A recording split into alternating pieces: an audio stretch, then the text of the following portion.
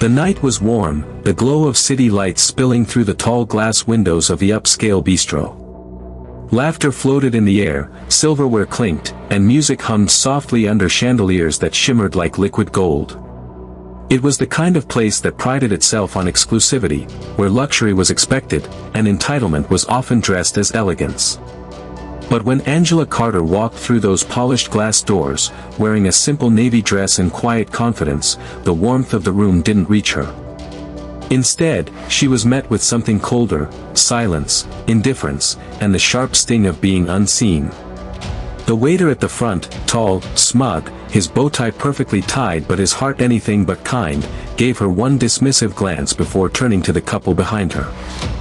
"Welcome, right this way," he said brightly, ushering them in with a practiced smile that never reached her. Angela waited. Calm, patient, giving him the benefit of the doubt. But as minute after minute passed, the doubt became certainty: he wasn't coming back for her. He didn't forget. He simply didn't care. She finally spoke, her voice soft but firm. "Excuse me, I've been waiting to be seated." The waiter didn't even hide his sigh.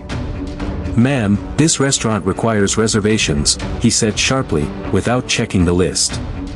Angela lifted her phone, showing him the glowing confirmation screen. He glanced at it, uninterested. "Well, it might be a while. Perhaps you'd be more comfortable somewhere else." His voice dripped with suggestion, the kind of polite cruelty that only arrogance could produce. Whispers began to ripple around the room. Some guests looked away in shame, others pretended not to notice. Angela stood there, her heart heavy but her spirit unbroken. She could have snapped. She could have made a scene. But instead, she smiled faintly, calm as still water, and said, "That won't be necessary. I'll wait." He rolled his eyes, turned his back, and went on serving others, pouring wine, laughing too loud, bending low at tables he deemed worthy. And yet, as he brushed past her again and again, what he didn't know was that he was serving in the presence of the very person who owned the ground beneath his polished shoes. Angela Carter wasn't a guest tonight. She was the silent owner of this restaurant, the woman who had saved it from bankruptcy, rebuilt it brick by brick, invested her heart, soul, and millions into making it the success it was. Her name was hidden behind a holding company, her ownership a quiet secret, until tonight. Finally, after an hour of humiliation, no water, no menu, no respect, Angela stood. Her chair scraped softly against the floor, but the sound cut through the chatter like a blade. "Excuse me," she said, her voice calm but commanding, "I think it's time we had a conversation." The waiter turned, irritation flashing across his face. "Ma'am, please lower your voice. You're disturbing the other guests." Angela reached into her bag and pulled out a black leather folder embossed with gold. She laid it gently on the nearest table, opened it, and turned it toward him. The restaurant's name glimmered across the page, her signature on every document. Gasps echoed around the room as she said, steady and unshaken, "You've ignored me, humiliated me, and treated me as if I didn't belong here. But you forgot one thing: I own this restaurant." The waiter froze. His color drained, his mouth parted but no words came. The room fell silent. Angela continued, her tone carrying the weight of quiet authority, "You thought I wasn't worthy of your service, but I am the reason this place exists. You don't serve just the people you like, you serve everyone with respect, or you serve no one at all." The manager rushed in, flustered, whispering apologies, but Angela raised her hand. "No," she said firmly. "This isn't about one mistake. It's about the kind of culture we build. Respect is not a courtesy, it's the foundation of service. And tonight, you've reminded me how easily we forget that." The diners clapped softly at first, then louder. Some nodded in approval, others looked stunned. The waiter trembled, tears threatening, his arrogance collapsing under the weight of his shame. I didn't know, I didn't mean," he stammered.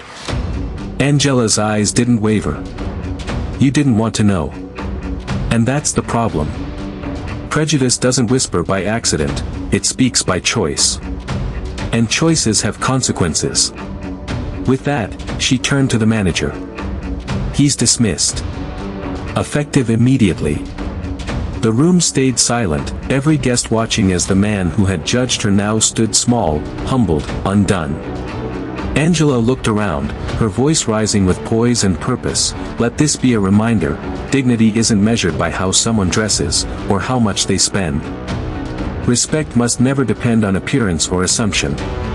Applause filled the restaurant, soft but powerful. Cameras flashed from hidden corners.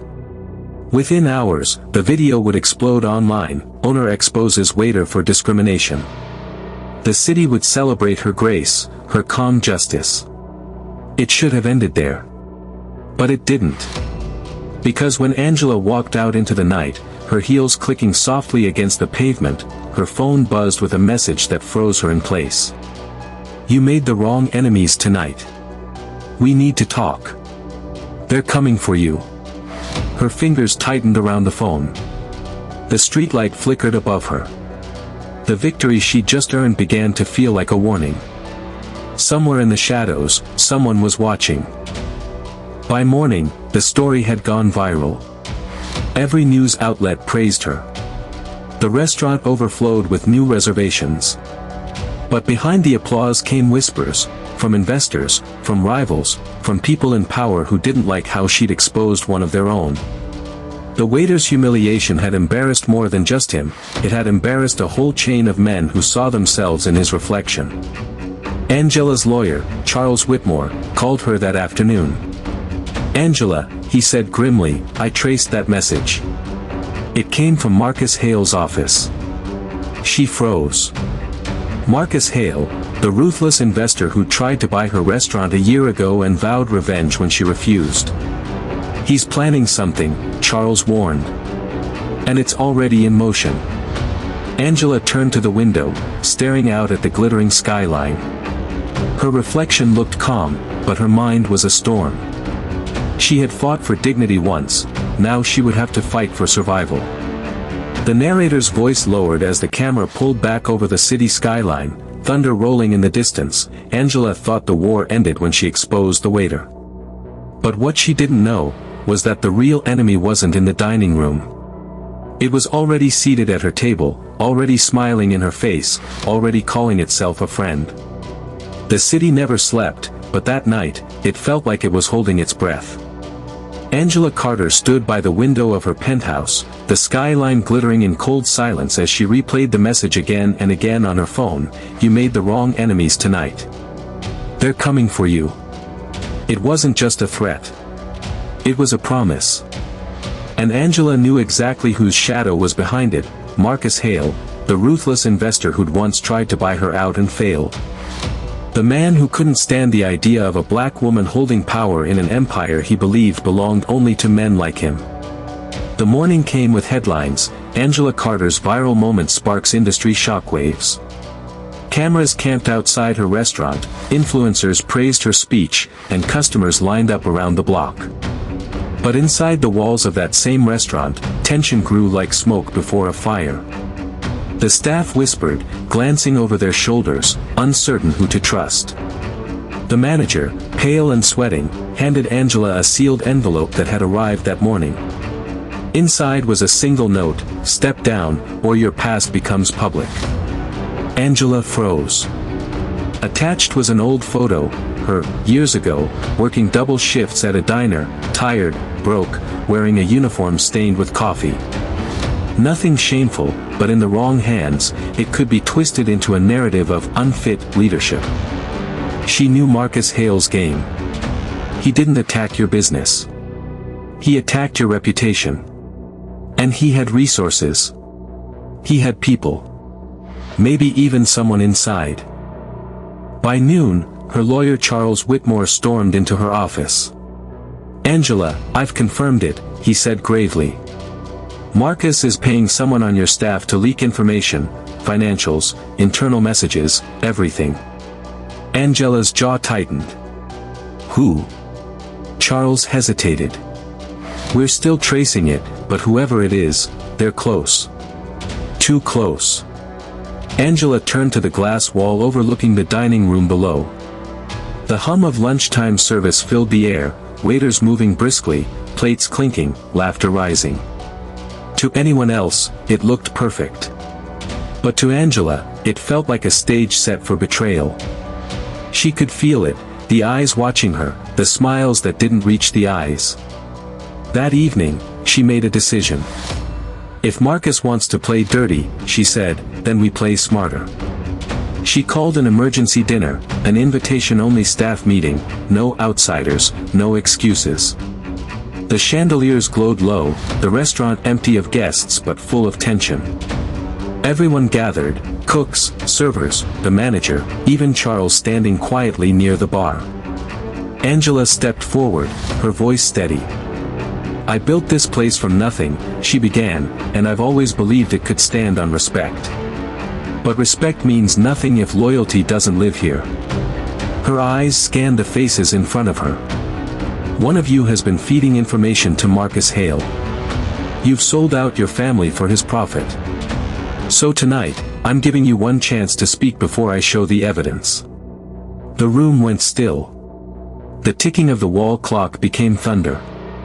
Then, finally, movement, the assistant manager, Kevin, stepping forward, his hands shaking. Angela. I'm sorry, he whispered. He offered money. I didn't think it would go this far. Angela's expression didn't change. Calm. Controlled. And what did he promise you, she asked. Kevin swallowed hard. He said he'd make me regional director if you stepped down. He said you'd destroy the company with your pride. Angela nodded slowly. And yet it's pride that made this place worth buying. The betrayal hung in the air like a storm cloud. But before she could say another word, the lights flickered, once, twice, then went dark.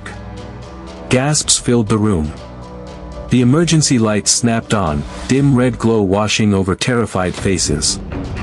And then, from the doorway, came the sound of slow, deliberate clapping. Marcus Hale stepped inside.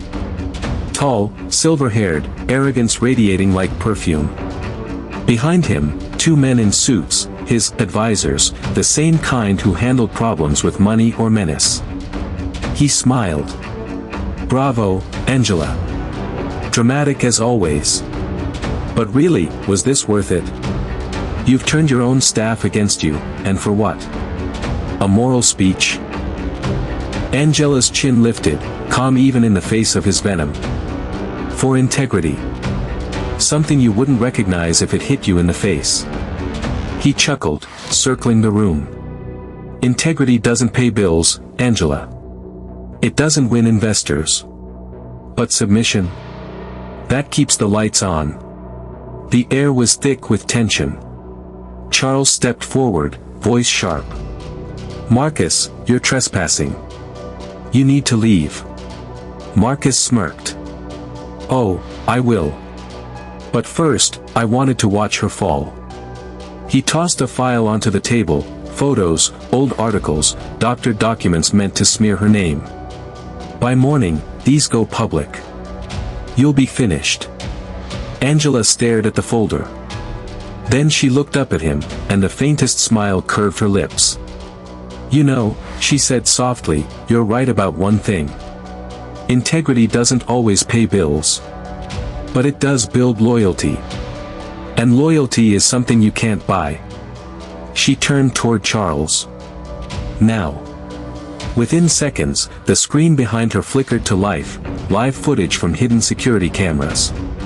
Audio recordings played, Marcus's voice, captured during his calls to Kevin, offering bribes, threatening staff, planning to sabotage the restaurant.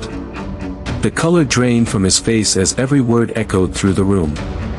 Angela stepped closer, eyes like steel. You thought you were untouchable.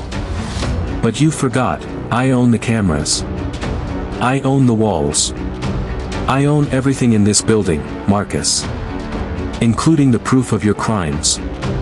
The staff watched, stunned, as Marcus's arrogance crumbled. Charles handed Angela his phone. It's done. The files are already with the authorities.